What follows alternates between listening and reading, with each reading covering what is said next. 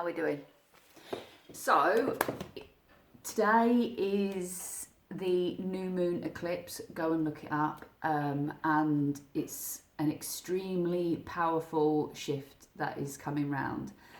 And as you can tell, I feel pumped. I feel passionate because what I'm going to talk about today is power and your personal power. Now, I did a video, and it seems like forever ago, and I mentioned in it that, like in AA meetings, one of the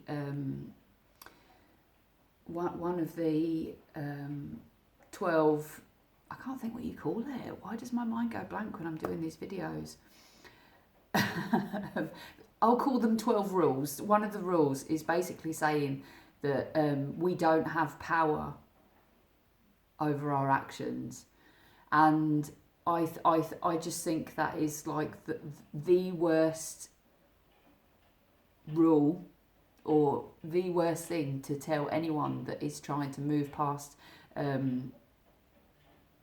habit or a way of life that doesn't serve them. And the topics that they cover in the 12 rules for AA, and a lot of other people have sort of used these 12 rules to make their own ways out of addiction, and written books and things like this. And I have a different way of looking at addiction and ways to get past, and I believe it lies in personal power and where you put your power. So like for me, an addictive behavior can literally be anything. It can be sport, it can be your workload, it can be that you binge on box sets, whatever that behavior is. The way that I accept or understand that it becomes an addictive behaviour is when it is flattening your potential. So in other words, if something's taking over, if a habit is taking over your life and stopping you from doing other things in your life, then that is an addiction. Obviously some addictions are sort of worse in society than others. Obviously if you're a heroin addict, you're probably not just ruining your own life, but you're ruining a lot of other people's lives, and there's so much more shame that comes with that from the society around you. And this is why I want to talk about personal power, because no one is going to be able to get you past that blockage apart from you. Now there is support out there, which is great, and you can start relying on other people outside of yourself, but then these become crutches. So when you're attending the meetings, it's another thing for you to get addicted to in a way. So you replace addictions for me, whatever it is that you're trying to fill a void in your life. So whether you're compulsively lying or let's talk about that for a moment, because I see this so much in people, and it's a habit that is not even seen as a big problem, because obviously when you're lying, depending on what the lie is, how much is it affecting everybody else in your life. But let me talk about lying and how it affects you, okay? So and I used to do this all the time, so I'm not speaking from a place of a high and mighty and I've always been squeaky clean. Don't ever think that any of my videos are like that. I speak from experience. That's where this comes from. And one of my biggest addictions was constantly lying all the time. In my early 20s, it was just like I just could not stop myself. And the reason why I was doing it, because I was terrified of people finding out who I really was, what had really happened to me. I hid everything, and the lies got bigger and bigger and bigger as I got older and started making proper relationships with people. Like when I was with people for long relationships, I wasn't being myself. I was constantly lying. I was hiding so much of myself, and it engulfed me. I could not let people see the real side of who I was. And the only person that it was really hurting was me.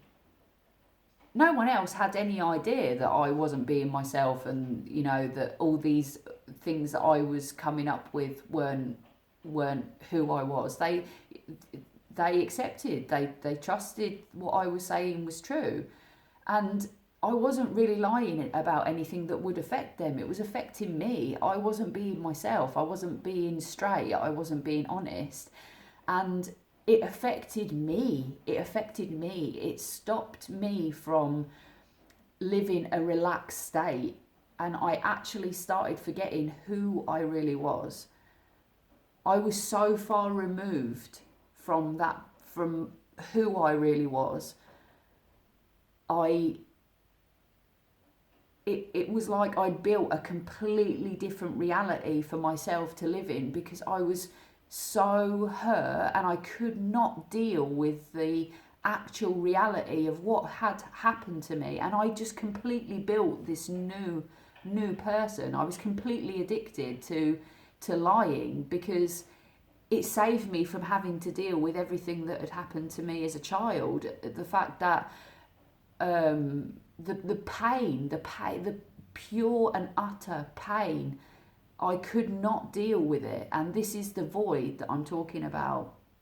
Now, in society, we have this constant reassurance from the society around us that there's always something to take away the pain, whether it's a medication, whether it's a food, whether it's a person, whether you can get on a hotline. You can call for sex, you can call for connection, well, it's not really connection, is it? Let's face it. We can, it's quick gratification. Get yourself out of the pain. Switch the TV on and watch a box set until you fall asleep in front of the TV, or go and stuff yourself with food so that you can, make yourself feel full that way. What we are doing is constantly filling the void, and this is where our addictions and our habitual habits come from. And I'm gonna go around in a big circle, because this is like a lot to fit in one video. But personal power, bringing your power back to yourself, that is, for me, the quickest, easiest. It's painful, I'm not going to lie, it is the most painful. Well, it seems the most painful at the time, but once you start getting into it and start addressing it, it's the quickest, most fulfilling, longer lasting way to recovery that I can find, see, experience. I've experienced myself, I've seen it experienced with other people. And this comes from accountability, forgiveness. It actually comes from dealing with the void that you are trying to fill. Now, whether you're in relationships that don't serve you, if you're in friendships that you feel like are one-sided, if you feel like you're in a relationship that you're not happy in, that you're being taken advantage of, it could be an abusive relationship. It could be the fact that you're in a dead-end job. And what I mean by dead end, I mean dead end for you, not the person that you're working for, that you see no goal, that you're living a life without purpose, that you're meandering through your existence, not knowing what the hell that you're meant to be doing, and you're constantly just filling your life with bullshit. This is all like, what are you working towards? Where do you want to be in 5 years? Where do you want to be in a year? What do you want to achieve by the time that you're X, Y, and Z years? And this doesn't have to be monetary value. We put so much emphasis on things outside of ourselves. No one ever says happy when you say, what do you want to be in 5 years? Nobody ever says happy. Nobody ever says peaceful. Nobody says in love with myself. Nobody says I want to feel like I'm happy with myself. Nobody says things like that, because in society it's not seen as being success, when really that is all that we should be striving for. I'm sorry, I'm getting really, really passionate about this. Like, think about where you put your power. So, for example, every person that I speak to at the moment is as soon as they say about recovery, they mention Russell Brand, right? And he's great. And they watch all of his videos and they buy his books, and you know, they're constantly spending so much time watching Russell, what he's doing and all the rest of it. And I do massively agree with everything. And I'm bringing Russell up because he has had such a public recovery, and he speaks so openly about it, and that is one thing that I really like about him. And the fact that he says he's not all the way there yet, and none of us are all the way there yet. Any practitioner that sits in front of you and says that they've got it all together is lying. Do not practice with people like that. Do not practice with people like that. Practice with someone who will sit with you and say, yeah, I'm experienced that with you. I'm learning that with you. We're doing this together. That is what you want from a practitioner. Whatever level, whatever therapy, nobody's got it all together. Every therapist needs a therapist. Everybody needs somebody to be accountable for, to. Everybody's constantly learning. Nobody's got life worked out. So please don't think that is the case. So what am I trying to say? So everybody has, like, says somebody outside themselves, like it could be Russell Brand, it could be Abraham Hicks, it could be some guru that they've found on YouTube. Like when I ask people what's going on with you, you know, are you starting to you know, like when they're saying that they're struggling and things, and they start saying, I've bought this book, I've looked at this person, I watch this person a lot, and they list off all these things outside of their person, outside of their mind, outside of them, that are giving them support, right? And that's great, and I have people that I go to for support, but what I focus on is me. What is going on inside me? How do I feel? What do I need? When am I hungry? When am I thirsty? When do I need to connect with someone? When what does my life look like? How can I learn to love myself more? Like, your personal power and how you wield that power. Like when you're constantly looking to Russell Brand or Abraham Hicks or whoever this person is, you are putting power, you're putting energy, you're putting focus on these people, right? And that's great, and do it from time to time, but spend your time focusing on you. And you will come out of that void so fucking quick. And you have to deal with yourself to do that. You have to sit down and you can journal. You can talk to the wall. You can do whatever you need to find out what that fucking void is. And you will come out of it so quick. And these voids, they are places in our subconscious, our minds, our bodies, and nobody else knows that. When you're looking at other people's journey, when you're reaching out and focusing on these people and you idolize them and they've got all the answers, they haven't got all the answers. You have the answer inside you. Your way out comes from going inside and sitting with yourself and sitting in that really fucking horrible, dark, ugly place inside your soul and saying, something in my life took something from me and I need to put that back in. And that can be from anywhere. We talk about trauma like it's a car crash. It's not.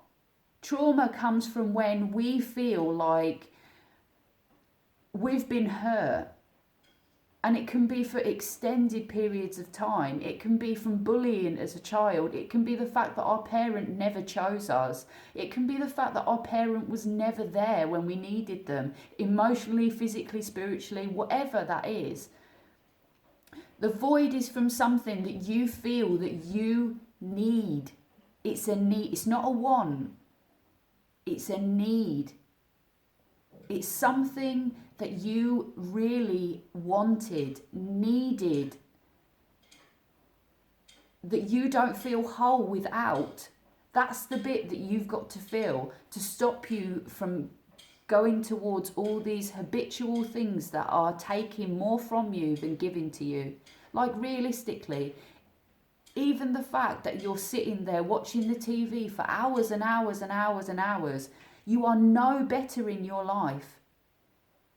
You are not getting better by watching all these documentaries and all this information. You as a person are not gaining anything from that. It's great. It's great to take on so much research and knowledge. It's all power, but turn it inwards. Turn it inwards. Focus on yourself. Find out what you desire, what lights you up.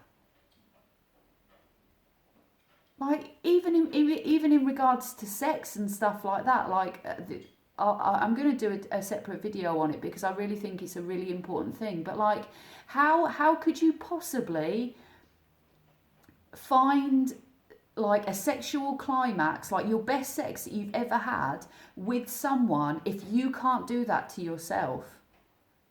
Like, how are you expecting this person to be able to do this to, like, we put so much focus and energy on how somebody else makes us feel. Like, if you're wanting the best sex that you could ever think of, you need to communicate that with the person that you're having sex with. You need to be able to know how to do that to yourself. Like, that person, you know, even if you were the most entwined souls in the whole entire universe, it takes practice. It takes communication. It takes knowing deep down what you really want. Like, and being able to communicate that, whether you communicate that with your body or your words or your hands or whatever. Like, as women, we put so much emphasis on how a man is meant to make us feel. Feel that for your fucking self. Like, be able to do that for yourself. Like, if you can't climax on your own, how are you expecting a guy to do it? Who cannot feel that immediate thing that you feel. It's the same with all life. It's the same with all life. Find what that void is and fill that void with the thing that you need. And it will get you out of any habitual addiction. It's your personal power.